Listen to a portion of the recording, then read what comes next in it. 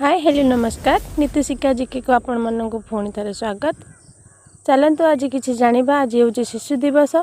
शिशु दिवस रे किपरि देवे भाषण चलतु शिखा। सम्मान्य सभापति महोदय, पूज्य गुरुजी गुरुमा वृंद, महाचिन अतिथि, मोर सहपाठी तथा छोट बड़ भाई भौणी, आज हूँ नवेम्बर 14 शिशु दिवस।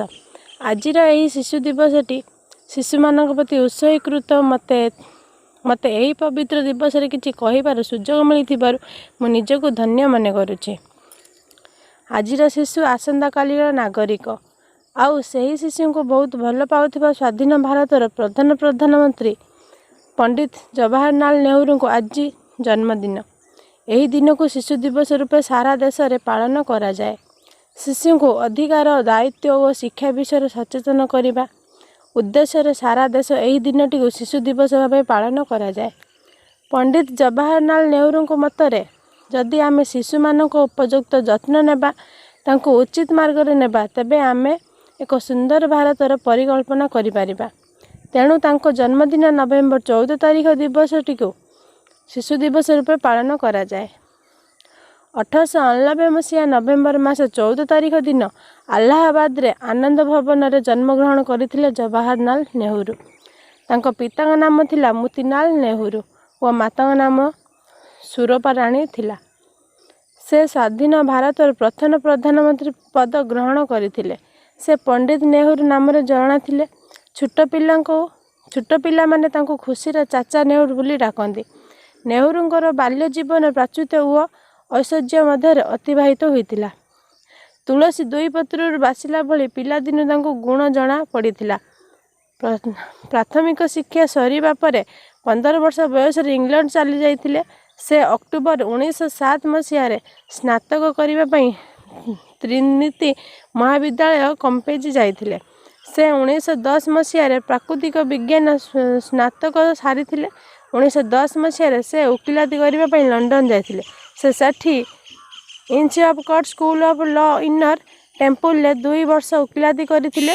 1912 मसीह से भारत फेरी थिले एवं से अलाहाबाद उच्च अदालत वकिलाती करथिले। एहा परे 1919 से जातीय कांग्रेस रो जोग देथिले। महात्मा गांधी द्वारा गभीर प्रभावित हुई अनेक थर कारावरण करथिले। से 1920 रे प्रथम असहयोग आंदोलन रे जड़ित होइतिले। विरोधी शासनिक कार्यकलाप पई से 1921 रे गिरफ होइतिले एवं किछि मास उपरे खलास होइतिले। चौरी चौरा घटना पर असहयोग आंदोलन समाप्ति घटिथिला।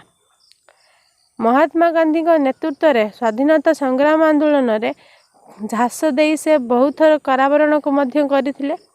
परिवेश रे भारतर स्वाधीनता लाभ एवं स्वाधीन भारत प्रधानमंत्री हेबार गौरव अर्जन कले।